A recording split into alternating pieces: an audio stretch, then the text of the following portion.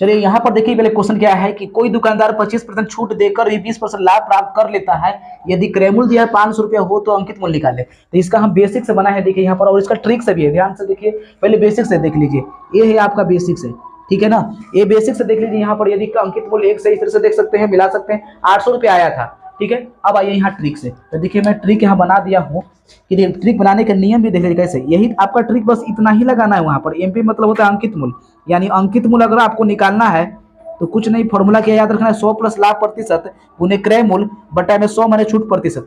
ऐसे क्वेश्चंस के लिए क्वेश्चन दिखा वो, उस क्वेश्चंस के लिए ये तुमको फॉर्मूला याद करना है। अब यहाँ देखा वो, ये फॉर्मूला बस ये वाला अंकित मूल्य का सूत्र ये निकालने के, बस इतना इतना नहीं करना है। ये बेसिक तो इतना लंबा गया, लेकिन ट्रिक से बहुत ही शॉर्ट जाएगा, तुरंत आंसर आ जाएगा।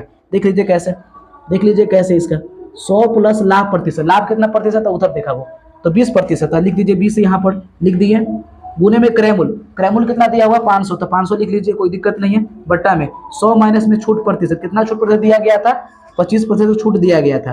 तो अब निकल जाएगा आपका अंकित मूल्य, यहाँ लिख लीजिए कोची अंकित मूल्य बराबर, देखो तो हो जाएगा, जोड़ देगा तो 120 गुने हो जाएगा 500, आई घटा देगा तो हो जाएगा 75। 25 से काट सकते हैं, देखो 25 से काट सकते हैं, 25 दिया 75, ठीक है। आप 25 से इसको काटेंगे, 25 दूनी 50, एगो जीरो।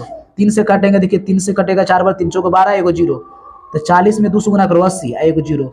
80 पे एक जीरो, यानी 800 रुपया आ गया ना, अंकित मूल्य निकल गया ना 800 रुपया। देखा ये इस वाले का दिखाओ कि बेसिक से भी देख सकते हैं 800 रुपया ही आया था, ठीक है। अब ये ट्रिक से एकदम शॉर्टकट ट्रिक है।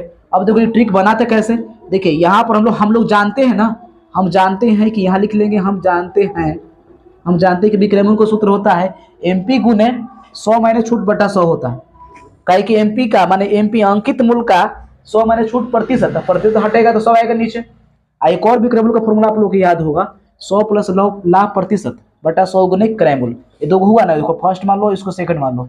अब यहाँ पर क्या किए हैं, समीकरण फर्स्ट और सेकंड से, समीकरण फर्स्ट और सेकंड से इन दोनों को बराबर कर दो। एमपी गुने 100 माइनस छूट प्रतिशत, अच्छा बट्टा में 100 तो 100 दे दो, कोई दिक्कत नहीं है। अच्छा ये भी देखो 100 प्लस लाभ प्रतिशत बट्टा 100 गुने क्रय मूल्य। अब देखो एमपी निकालना है तो ए वाला चल जाएगा कुछ इसके नीचे, तो देखिए इसके नीचे आ गया तो 100 से 100 कट जाएगा, इस वाले ऊपर, और ये वाला चल जाएगा नीचे में।